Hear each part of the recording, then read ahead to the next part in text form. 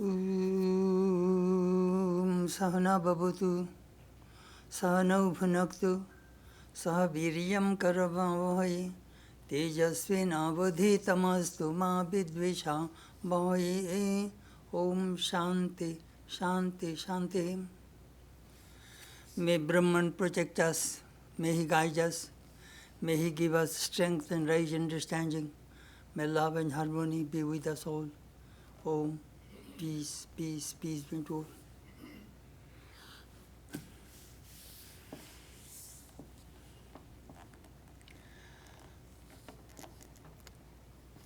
Friends, this evening we have a visiting Swami. Generally we have a class here, but we got the Swami, so we wanted him to speak on Vivekananda and value education. Swami Shantatmananda was the head of the Ramakrishna Mission Delhi for many, many years. And I remember whenever I went to Delhi, he was a wonderful host. It's a very difficult center, a lot of activities. But now Delhi center has a branch center, Gurugram, which is in Haryana. Now Swami has been transferred to that center and he started a wonderful project, this value education. I don't know exactly what value education is, but he will tell us. I knew Swami for many, many years when he was in Belur Math.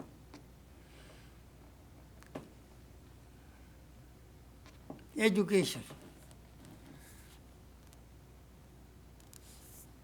Swamiji came to America and he saw what education can do. Some of his letters you will find in early years of Swamiji's stay in America. He was emphasizing education, education, education. Education is the panacea of all diseases. Not only that, he defines education. Education is the manifestation of perfection already in human beings. Religion also, Swamiji gave the same definition. Religion is the manifestation of perfection. This perfection. This perfection comes where? Character. In the beginning of Karma Yoga, Swamiji defined character. Whatever we do, whatever we think, they leave some impressions in the mind. Those impressions form habit, and habit forms character. All of our education, our spiritual life, our family life, character is the most important thing. This character building education that Swamiji wanted. Character. If one person's character in a family is bad, there will be terrible turmoil in that family.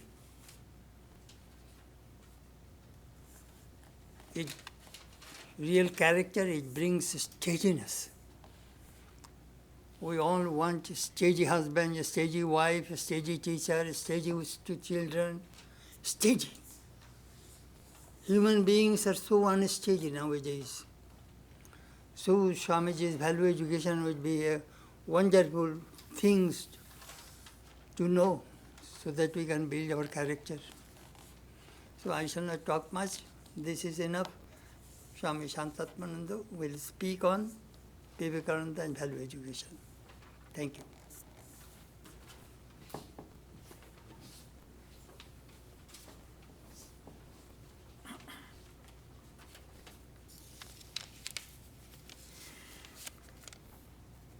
Om Stapakaya cha dharmasya sarvadharmasvarupine avatara varishtaya Ramakrishnaya te namaha jananim sharadam devim Ramakrishnam jagatgurum padapadme tayo sritva pranamami muhormuhu Namasri yatirajaya Vivekananda suraya Satchit sukasvarupaya Swamine tapaharini. Most revered Maharaji, our Nishpapanandji, Shivarchinanandji, and the assembled devotees. I'm extremely happy to be here after 12 years. In 2011, I first came. I came essentially deeply attracted by the shrine where Maharaj I saw was doing a very wonderful, small but very touching ritual. I came again actually to sit in that puja. And of course to see Maharaj, whom I know close to 5 decades. And I've always been a great, of course apart from a great respect, I've been a great admirer of Maharaj. For many reasons, all can't be said. Particularly I was amazed, I had an opportunity to be in Belur Math for some 30 years. So I've seen close quarters our most revered Gambhirananji, Veereshwaranji, they were all great stalwarts. And Maharaj had a unique way of dealing with them. I was amazed how he would go and endear himself, and they would all treat him very specially. Anyway, it's all too personal. So I came essentially to see Maharaj and also to be part of the shrine proceedings in the morning, which I will do tomorrow. So Maharaj said, you speak, and Maharaj himself gave a very beautiful topic. So it's always wonderful to speak about Swamiji, because Swamiji is virtually, he's the face of the organization. I am not very sure about the West, at least in India, particularly the monastics who join the order, they are attracted by Swamiji. As I was also, many of us.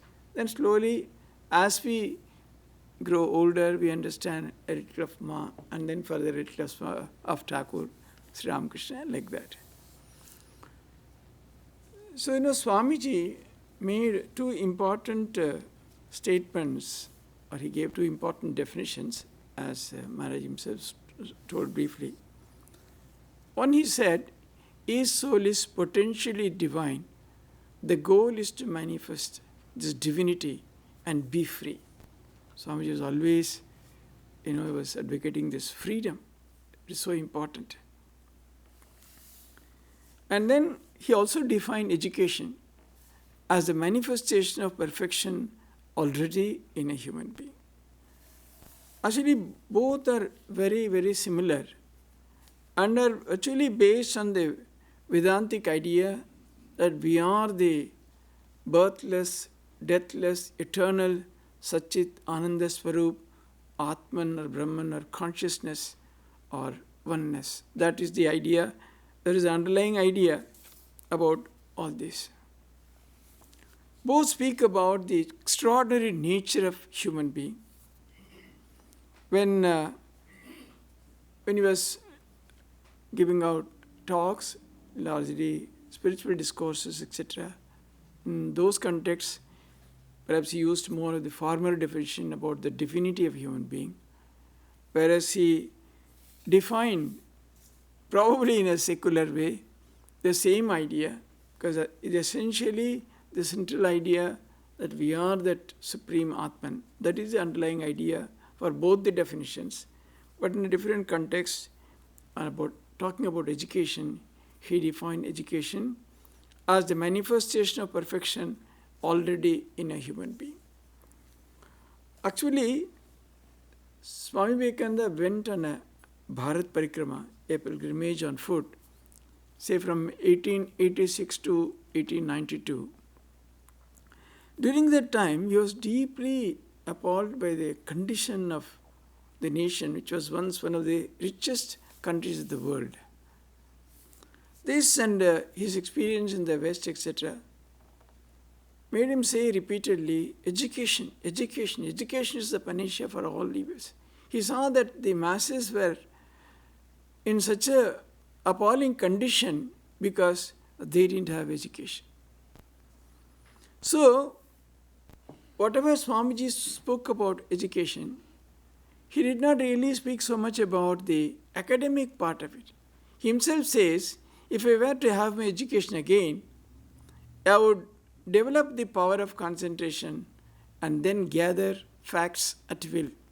So, whatever he spoke about education was value education and much more than that, because that, if it is taken to its logical conclusion, would lead one to the ultimate freedom which Swamiji talks about in his definition, human beings as being potentially divine. So this also should give you tremendous amount of freedom. That also would give a tremendous amount of freedom. But what happens in the definition of education, that gives you freedom not only in an ultimate sense, even in an existential sense. That is why the definition of education of Swamiji is so relevant even for the common masses, ordinary people. Because as they evolve, they will understand, they will discover the deeper and deeper dimensions of this definition, and they would march forward. But essentially, this would lead one to a tremendous amount of freedom even at the existential level. So several other aspects of definition also Swamiji talked about, because if one is able to manifest the perfection within, it can happen, or it would lead to a tremendous sense of Atma Shraddha or self-belief. And Swamiji said, education should prepare the students to face the challenges of life and make students stand on their own feet. Actually, these are all extraordinarily universal definitions. Largely, these are all being applied by us and many others in an Indian context, but these are all truly universal. Because I often, we conduct a huge value education program, the details about which I will share slowly. In many of those programs, I tell the school, the teachers, you see, if you can give this one idea to students, your job is done. Because nowadays everything is available online. In India also, there may be lakhs of students who are taking coaching from other places in different locations. And similarly from India, so many are giving educational coaching to students abroad in several other countries. So now the academic part of it is not at all difficult. But what Swamiji really said was, education should instill in the students a tremendous sense of Atma Shraddha or self-belief. And also, as I said, the ability to stand on one's own feet and the ability to face challenges of life. Now, actually, this is precisely what one has to learn through education. This is what the students help absorb, develop, understand in the process of education. Rest are all science, maths, computers, languages, etc. They're all secondary. Secondaries can be gathered very easily. There are so many ways of doing all this. But these are the core ideas, are the more essential aspects of education. Particularly, if you see a country like India, there is a class, the average class strength is not like in this country, about 50 to 60 students in a class. And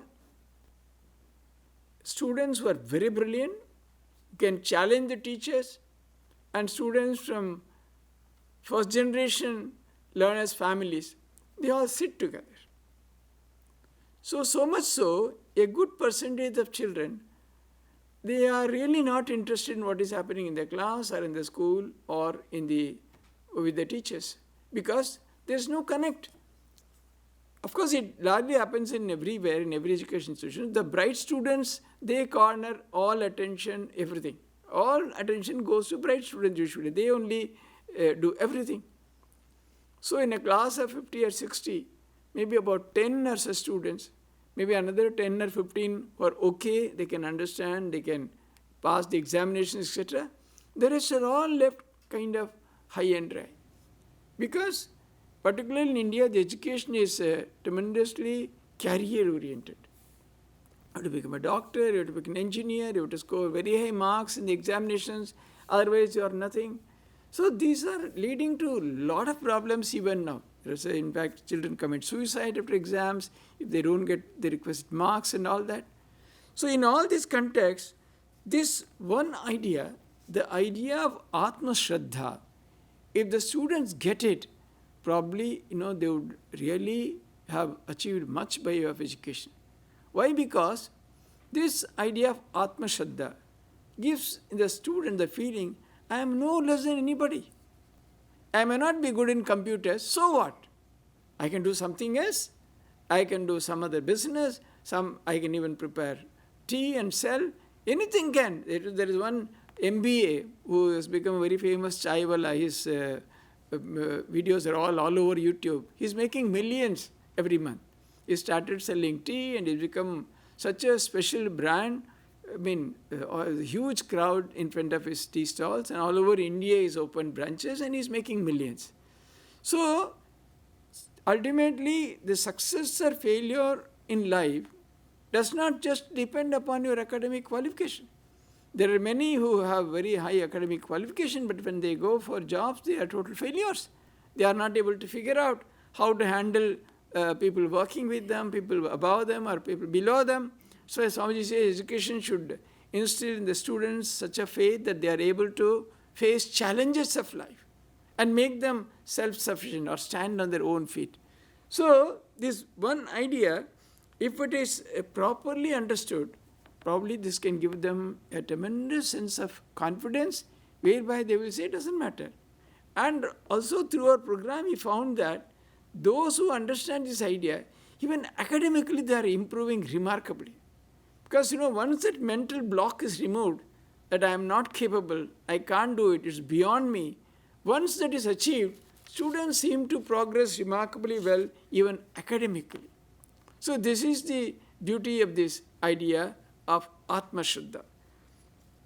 So this is the idea, as I said, both the definitions are essentially spiritual, because the idea of perfection, if you take it further, ultimately it leads to the manifestation of the extraordinary oneness, power, Atman, the glory, everything would come. That is the highest idea. And then it can also be understood at existential levels and then used very effectively in our transactional life also.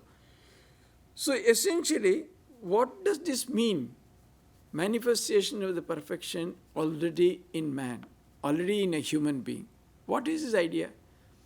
Swamiji seems to have completely changed the dynamics of education. Education is always understood as a flow from the teacher to the taught. That has been the classical or traditional understanding of education for centuries, from time immemorial. That has been the understanding everywhere. But Swamiji says, no, it is not from the teacher to the taught. Rather, it is whatever is in the student that is being manifested or that is being made to come out. So he has completely said that it is not outside to inside, rather inside to outside. He has completely changed the dynamics of education. So how is it possible? What does this perfection mean? How do you define perfection? One can say broadly, it is all knowledge, glory, power, ability, capacities, anything and everything you can put under this one idea called perfection. It's like saying you are infinite. That's what Swamiji says elsewhere. So, this is the, Swamiji himself gave a wonderful example. Many of you must have read how Newton discovered the laws of gravitation. He saw an apple falling from a tree and he discovered the laws of gravitation. This much is written in the physics books. But Swamiji asked, were the laws of gravitation somewhere roaming in the air for Newton to bring them down? He says, the falling of an apple triggered certain rearrangement of the ideas already in Newton's mind. The resultant discovery was the law of gravitation. Very true, because before Newton, millions of people have seen billions of apples falling from trees. If falling of an apple from a tree is directly related to the law of gravitation, this should have been discovered ever since an apple tree came into existence. Why was it waiting for Newton? So Swamiji, what he says is, it was just only in Newton's mind, the ideas were rearranged. The resultant discovery was the law of gravitation. Because we can also look at some contemporary example. See, there is a class of, say, 25 or, say, 30 students or whatever it is. A very good mathematics teacher teaches all of them very diligently throughout the year. If the flow of education is from the teacher to the student, at the end of the year, if there is an exam, all should get same marks. Because the same teacher, in the same way, has taught all the students. Why it varies from 0 to 100? That is very clear.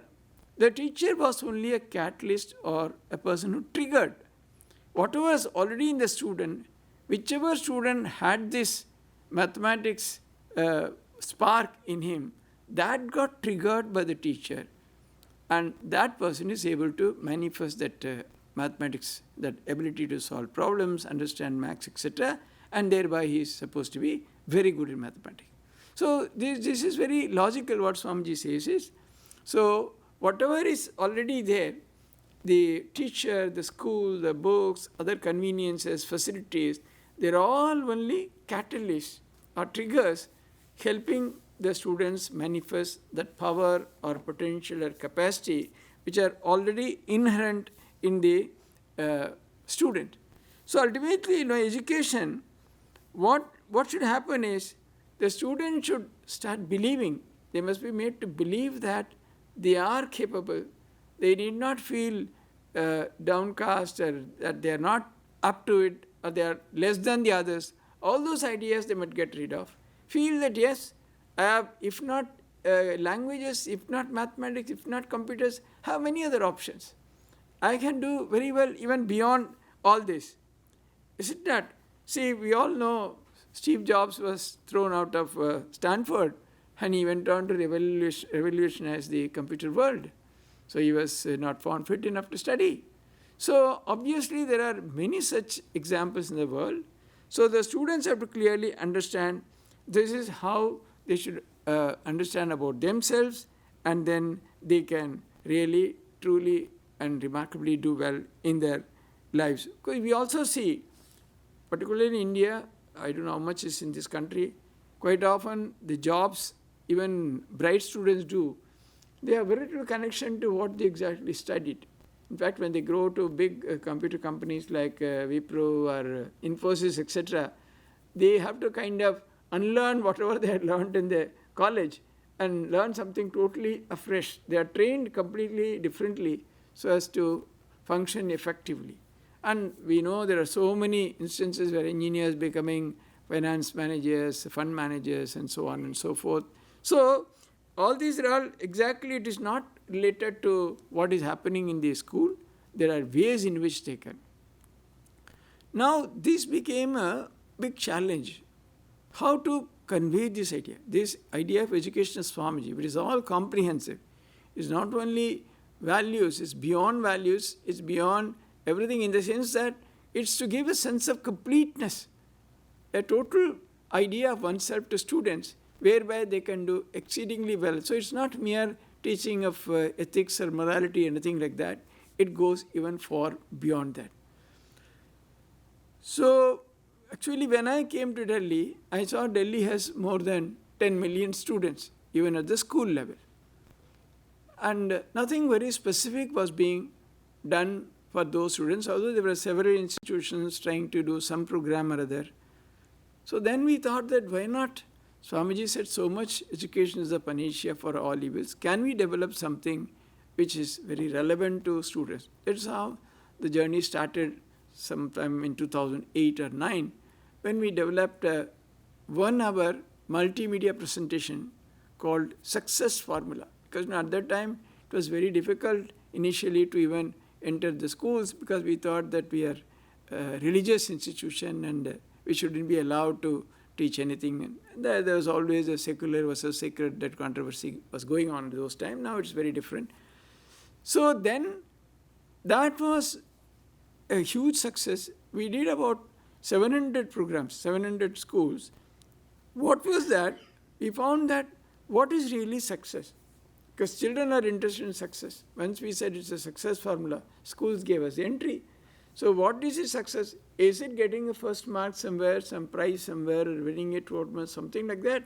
Or is it converting your life into something which is called success-worthy, that you always succeed under all circumstances? And this was built around 3 ideas which Swami Ranganathanji often used to quote, namely physical strength, bahubalam, intellectual strength, buddhibalam, and spiritual strength, atmabalam. So it is woven around these three ideas with a lot of examples from real life explorations, giving them analysis of incidents which happen every day in schools, etc. So these we found students liked it very much. We conducted a survey, and the survey was it showed very remarkable acceptance of the program. So in the meanwhile, Swami Vivekananda's 150th birth anniversary was approaching. So we again developed another 5-module program called Awakening. This we did it in 50 schools ourselves. 5 modules means 5 times to go to each school. Like that 50 schools we took as a pilot project. And again the survey said something very remarkable about the program itself. And this led us to develop our flagship program called the Awakened Citizen Program. This is based on Swamiji's idea of the inherent perfection in every individual. This Awakened Citizen Program is a 3-year graded program for middle school students. They have to do it year after year. And each year there are 16 modules highlighting these ideas. Now how this is done, I will explain. And in this program we train the teachers to run this program in schools, and we have resource persons spread all over the country. Today 85 people, out of whom 40 are totally dedicated volunteers. The rest we pay very nominal salaries, and these people monitor the program, give training to teachers, etc. They are spread all over the country. And about the core team, about 35 people or 40 people are in Delhi. Now in this, how to convey the idea of perfection to students? You cannot say, students who are not doing well in class itself. If you say that you are perfect, you are infinite potentially within you, they will think, hey, what is this? They are trying to mock at us, or what is happening? They would not understand. Even teachers find it difficult when we introduce the idea in the training program that within you, of course, they have to come 3 years continuously for training. When they come for the second year, they clearly say that, Swamiji, we don't know about students. Our lives are certainly changing. Because they also think, year after year, doing the same thing, what is there in them after some years? But once they understand this idea of infinite perfection within them, they can do many more things. They can develop in several directions. Their other talents, other interests, other hobbies, other pursuits. So all of them were slowly finding a new meaning to life itself. So as far as students were concerned, how to do this, we really engaged some professional people to discuss. And based on Swamiji's idea with elaborate discussions, what we came up with was, supposing you are perfect, how do we understand that? So there are possibilities, human possibilities. This perfection is related to possibilities. If you have this perfection, you will manifest these possibilities. So we classified them into universal possibilities and unique possibilities. 6 universal possibilities such as being heroic, expanding oneself, living in harmony, Shraddha, seeking perfection, and seeking truth. We chose these 6 universal possibilities. We thought that by making children understand how these possibilities are manifesting in various people and how they themselves can awaken these possibilities, this would lead them to understand in a small way that they are also blessed with tremendous power, potential, and so on. And then they can, once they understand this idea, they can try to translate it into other areas of manifestation, whereby they would discover what they really like to do, what they want to do, how they can stand on their own feet. All that would come as a corollary, as a matter of follow-up. So these 6 universal possibilities we took. Similarly, we said there are 6 unique possibilities in the domain of knowledge, like collective intelligence, exploring different areas, and so on and so forth. And also 6 physical possibilities like games and sports, art and culture, music, and so on and so forth. So the whole program is built around these 18 possibilities, of which the first 6 are so important. In the universal possibilities, which in the first year, we give them a complete exposure to all these ideas, these possibilities, etc. Because it is something totally new. They had not heard before, neither the teachers nor the students. And then in the second year, we deepen their ideas about universal possibilities, because these are all most important. And in the third year, we give them the pathways whereby they can develop these possibilities in their lives. So first year is exposure, second year deepening of the universal possibilities, and the third year we give them the pathways how to manifest this, because ultimately they should know. You can say it's all potentially there. How do they manifest so that they really get the benefit of this in their lives? So, but all these are all, we found that what happens at the individual level, whatever they try to do, if they do it to perfection, ultimately this would lead to a nation of awakened citizens. Particularly now if you look at each of the universal possibilities, and which we give what is called, one idea is living in harmony. If they understand this probably, then they will see the harmony we deal with at various levels, at the school level, at the family level, at the society level, at the national level, at the community level, at the interfaith level. All when they understand, when they see for themselves, oh, these are all possible. I can also be part of this kind of a development. I can also develop these ideas.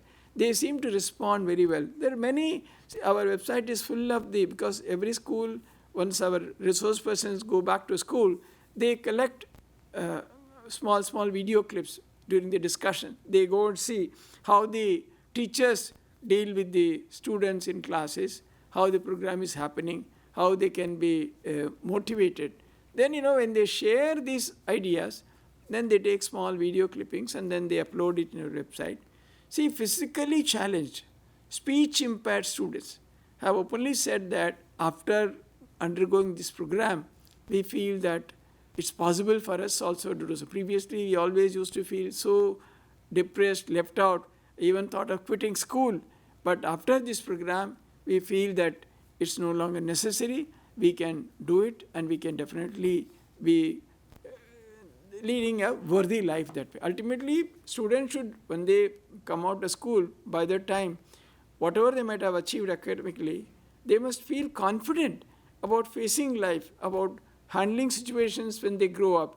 Whatever might be the jobs they might be coming, they all need a livelihood, no doubt. But then once this idea is given to them very strongly, when they understand, then it becomes very, very different. Now, what are the special features of this program?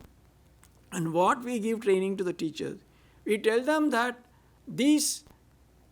you must definitely change your role. You are no longer a teacher, you are a facilitator. India, particularly teachers, they keep on talking themselves. They consume most of the time in the class. Children get small opportunities now and then to ask some questions. Otherwise, it's all completely used up by the teachers. But here we said, no, entire class would participate. You would be a kind of a referee or a witness, and you make sure the discussions go forward in the right direction. But essentially, you will not directly say, do this or don't do this. Then it will completely spoil the whole thing. Because why many of these, these type of value programs have been attempted for many, many years. Why most of them have failed? Because largely they are given in the terms of do's and don'ts. Do this, don't do this. You should obey. You should be truthful. You should obey your teacher. Respect your parents. So then they kind of rebel, particularly modern students, when they see the society is behaving very differently. Quite often I ask the teachers, don't the students come and ask you, why do you ask us to be honest? When I see so many politicians and many others taking quite a good amount of bribe and thriving, why do you ask us to be that? What would you answer them? How do you handle these questions? They struggle. Because again, all the answers lie here. If you feel that you are perfect, if you feel that you are extraordinary, you cannot do anything that would demean yourself or lower your own self-respect or self-esteem. So that is what would make you be honest. So ultimately the idea of oneness or Advaita, that is what is the real basis for ethics or morality. So when students understand their own extraordinariness, even in a small way, then they are very different. In fact, one of our two very incidents in one class, when our resource persons asked the students to share their experience, one boy got up and said, you see, I had taken 50 rupees from my father's pocket. I went and gave it back to him after listening to this, participating in this program. And the salesman asked, were you not afraid that your father might beat you or scold you or something like that? No, I was ready because I wanted to be a truth seeker. I didn't want to do that. In another, in Hyderabad, a mother who had come for the parent-students meet, she literally wept. She said, why? See, I live in the second floor. There's no lift in that house, it's an old house. So every day when I come from the market with 2 bags full of vegetables, my daughter would be standing in the veranda and laughing. One day I saw her suddenly running down the stairs and taking one bag from me. I asked, what happened?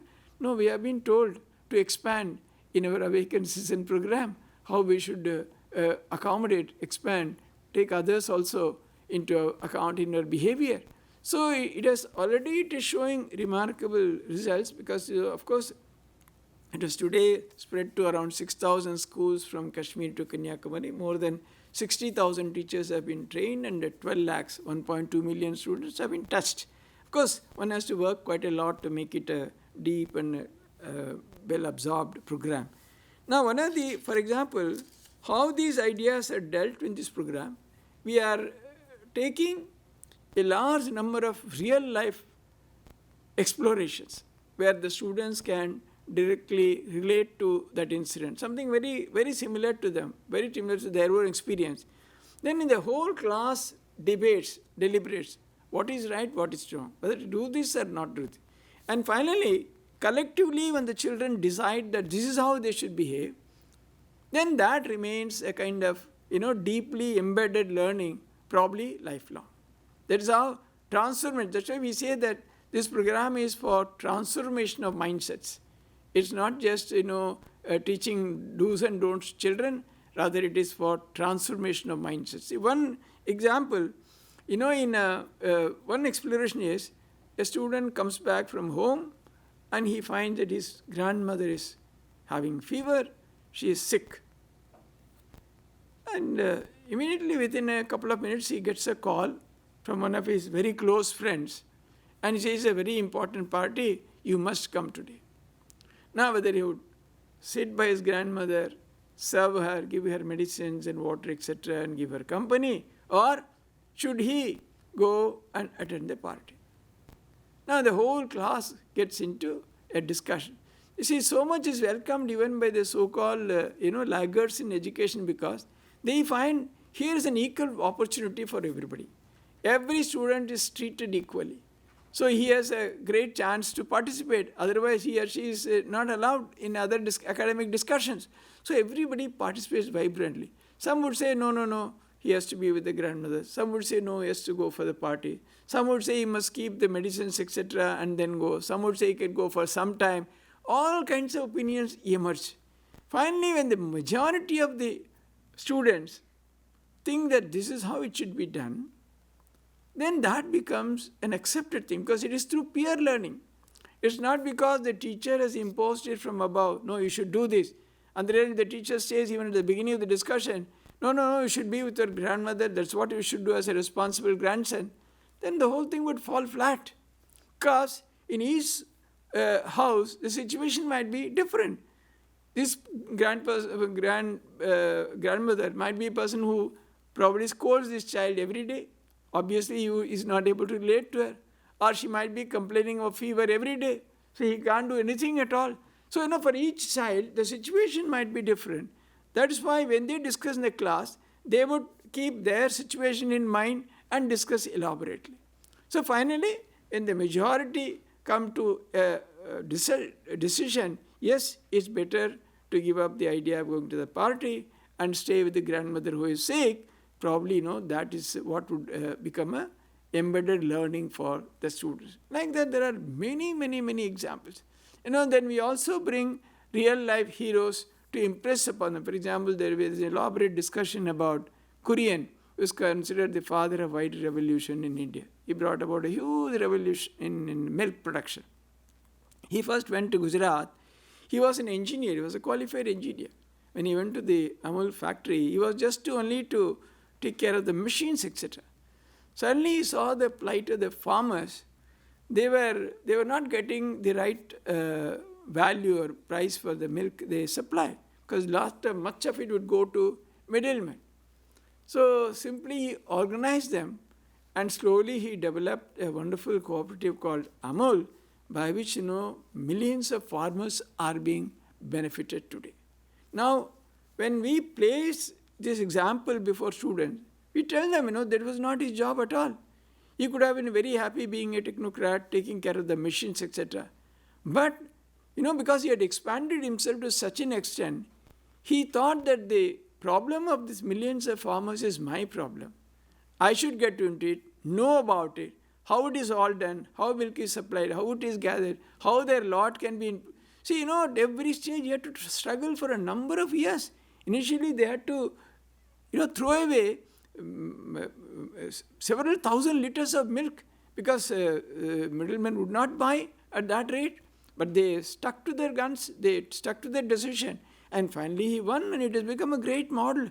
Many great management institutes come and study the Amal model, how it has become so effective. Because largely at the beneficiaries at the one end are mostly illiterate farmers, or farmers who have not had much of an education. How together they are able to run such a beautiful system whereby lakhs of farmers are benefited. So that has given, then when students see that how this person, in spite of all his background, what all he could do, still how he took up this cause for the poor people, and then he really transformed the whole industry. That is what really makes students understand. Like that, there are many about Mahatma Gandhi, Jamshedji Tata, many other great personalities we have brought into the program so that they understand. Then someone who discovered some insulin, that vaccine. And we have taken from several spheres to inspire the students that each one of you can also do something very extraordinary. Poverty, understand, because all these people were same. So many children go with cricket bat to play, but how many really become stars? How many? So what is it that makes them different? These are the things, the idea that within me there is this power. This can be manifested, this can be done in an extraordinary way. This is what it gives a different cutting edge to those sportsmen or artists or like that. We have.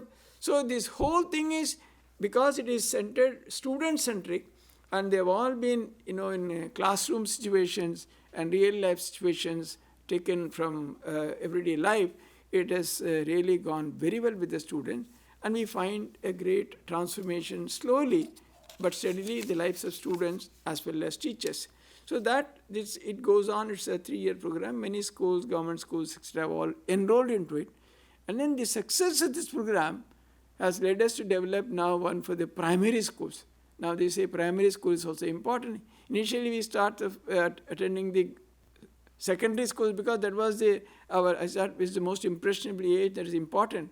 But then there was a demand for primary school students. Now we have developed another program for primary school students for classes 1 to 5. Okay, it's all completely based on stories, and this is a kind of feeder to the bigger flagship program that we have been having. So essentially through all these, we are trying to establish a connect with the students and rather through the teachers, and it is running in so many schools. Very recently Maharaj also came. We have set up a separate institution called Vivekananda Institute of Values in Gurugram. That is, it has become a separate center. It's in Haryana, the first center of the mission. There are these and similar other activities we are doing for activities for parents, for professionals and many others. So that will be largely concentrating on that. So coming back to our main idea, so what Swamiji said, this inherent perfection, and the another way he said as a potential divinity of man. So the understanding of this, even in a very small way, that we do through all these possibilities and giving the students Atma Shraddha. What is this tremendous Atma Shraddha, self-belief? What is the basis of that? Is again that perfection, or the idea that one is infinite, or one is divine, or one is supreme, or one is consciousness. Anything might be. All these are all based on that idea only. We find that in a very, with a simple program, where after all, they have to spend 16 periods of say 40 minutes a year. Through that, it's possible to bring about a great transformation of mindset in the students. After all, they are going to be the future citizens of this country. That's why we have called this program Awakened Citizen Program, or ACP in short. That's how it is called. So that through this program, so slowly Swami Vivekananda's ideas are spreading in a way which is beneficial to them, not only in a very highly spiritual sense, even at a daily life level, even at an existential level, they can make use of these ideas and really grow or develop in their life. So this has been largely the idea. So Swami Vivekananda's idea of education is completely, totally comprehensive, quite different from several other ideas of education which were expressed before and after, in the sense that perhaps he is the only person who has defined education as not something external to us, it is inherent in us. See, it's a path-breaking definition. He said that education is what is inside you that is coming out. So essentially, inside is not exactly in the form of maths, physics, or computers or anything. The spark, the ability, the capacity to understand, develop in that line, that is inherent in an individual. That he says it can be. So this, at the same time, this opens up huge possibilities for any number of students, because perfection cannot be just restricted to being good in academics or being a doctor, an engineer, anything. Perfection can be anything. I mean, if some person can, Swamiji somewhere says, if a shoe shiner, if he can shine the shoes really well, is also, expressing the idea of Advaita. He had gone that far to say. So it is not exactly what we do, how we do, the inherent belief in ourselves. And this opens the doorway for an extraordinarily awakened citizens living in the country, where they would understand life differently, never feel lost or left out under any circumstances, keep on exploring till they find out what is their true calling. And not only that, they will participate in a larger sense in the act of nation building, where they will try to take along with them. It's not just for me alone, because the idea of infinite perfection, infinite knowledge, brings also the idea of expansion, where you just not care only for yourself, you also care for a larger section, larger community, in whatever way you can expand yourself. So all these things at the individual level, they help bring out the extraordinary nature of an individual, give them a tremendous boost, help them understand life, help them understand, tackle, handle the problems. At a different level, at the national level, at the macro level, the larger level, it gives them a different perspective of life itself, whereby they can relate to and include many others in their lives. So this simple idea based on Swamiji's definition of education has the capacity to transform the nation itself. Only with that hope we are running this program. It is running for the last 10 years. We have, as I said, we have touched 1.2 million students and some 60,000 teachers and 6,000 schools is the number as on date. It's growing because we need the right type of people. It's very difficult to get the resource persons for these type of programs unless they are themselves imbued with the spirit of Swamiji. So in all our resource persons, our internal meetings, again we only emphasize this idea. Don't think that you can go in 2 days, you can train a teacher. Many of them are far more qualified than you, because many teachers are PhDs, doctorates and all that. But if you can give this idea, how this can transform not only the students and also the teachers, and bring about a different environment, ambience in the school, then probably you would have done your job. And I say all of us should constantly reiterate and try to again and again go back to the basics and understand. Because when we go to schools, quite often we find that they are not responding so much. There are difficulties in getting appointments, difficulties in observing the classes. I said, no, you should never give up. Because Swamiji says, all perfection, all knowledge, all strength, glory, everything is in you. This is what your program talks about. How can you really put up your hands and say that it's not possible? So that way, so far, it has been working well. We only hope that with time it will only improve or become better. So in case you have anything to ask, Maharaj, I'll give some few minutes for question answers. Or they have question answers? Yeah.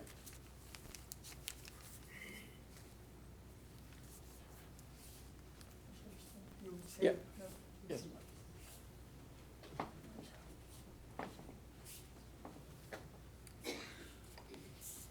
We are grateful to Swami Shantatmananda. He is doing something, reaching thousands and thousands of students carrying Swamiji's message. It is extremely important that you might have a good thing in your home, but if it does not go to the people, what good is that food? Anyhow, it is a great achievement to spread Swamiji's message among the young ones. I add a few points what he said. I listened very carefully. I was confused listening to Swamiji's man-making religion. What is man-making religion? So I went to Swami Bhuteshanandaji and asked, Maharaj, could you tell me what is man-making religion? He said to me, we cannot produce a human being. Do you know what is real man-making religion? A teacher creates an atmosphere. And those who come in that atmosphere, they imbibe it. And they change themselves. He was telling our duty as teachers to create an atmosphere. What do we do here? We try to create a spiritual atmosphere. Those who come here, they can imbibe it. In this way, he went on and on. What is really man-making religion? Then I was thinking, Swamiji's another words. Education is the nervous association of ideas. What does it mean? Nervous association of ideas, that is education.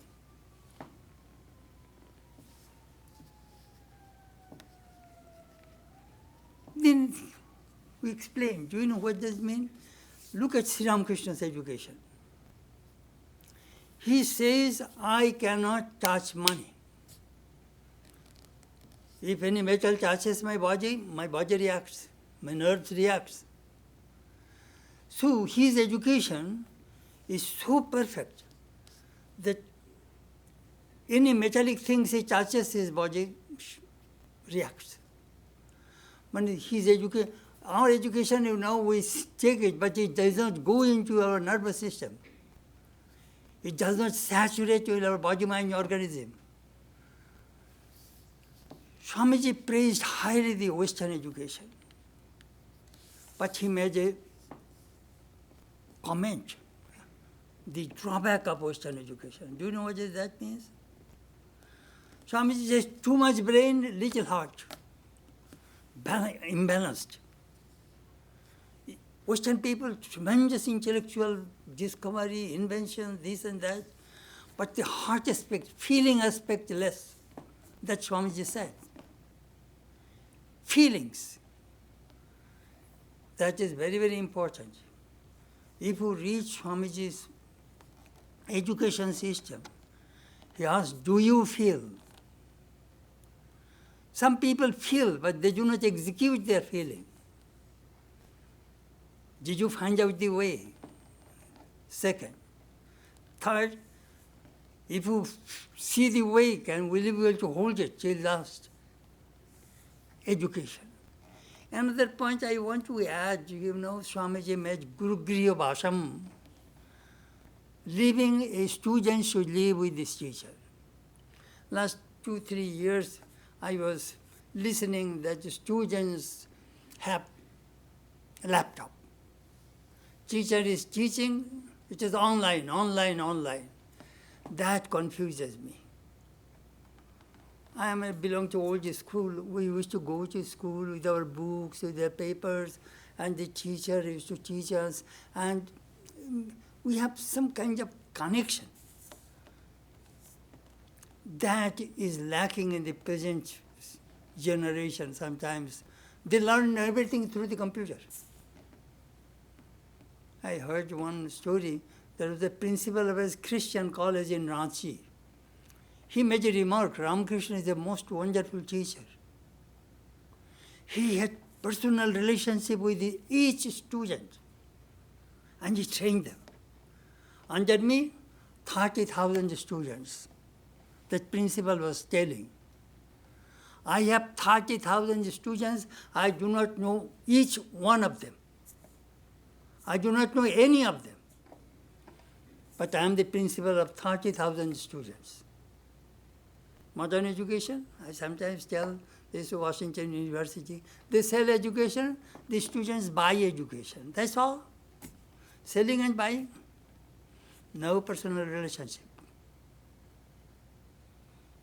But you know, the program he started, the Swamiji's education, going among the students, so that they can develop 3 places: head, heart, and hand. That is the goal of education. Use head, heart, and hands. You have good head but no heart. You have good heart but no hands. That education is not perfect education. That Swamiji wanted. Anyhow, it is my understanding, you know, that I still remember I asked Swami Bhuteshwar, the Maharaj, tell me, what is man-making education? The teacher will cook food for you, but you will have to eat it. And guru-disciple relationship, when we read the stories of the Upanishads, we understand what kind of relationship we should have. The Swami repeated several times, Atma Shraddha, Atma Shraddha. That Swamiji mentioned in the Katha Upanishad, Nochiketa Shraddha, faith, self-respect. You know, some Rabindranath Tagore made a remark about Vivekananda. When he told Romarola, if you want to know India, study Vivekananda. In him, everything is positive. There is no negative. So last time when I was in India, or Swami Balabhadrananda, one of the assistant secretaries, was talking to me, Maharaj, you know, could you find out where the quote? Some people think it is, we created that thing.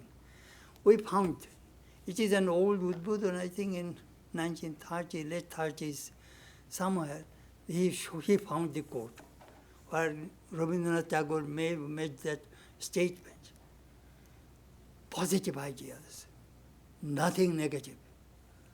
That is the main focus of Swamiji's education. Have self-respect, self-esteem, that is vital. That Swami mentioned several times, Atma Shraddha, self-esteem, self-respect, self-confidence. That Swamiji wanted. Anyhow, I'm glad that Swami Shantatmananda came. He is on his way different places and he stopped here. He just from Alabama, from early in the morning, they reached here in the evening. I was very sorry for him. I was telling that you were just tired. But no, Maharaj, it would be okay. So we are very thankful that he came and visiting us. Thank you very much.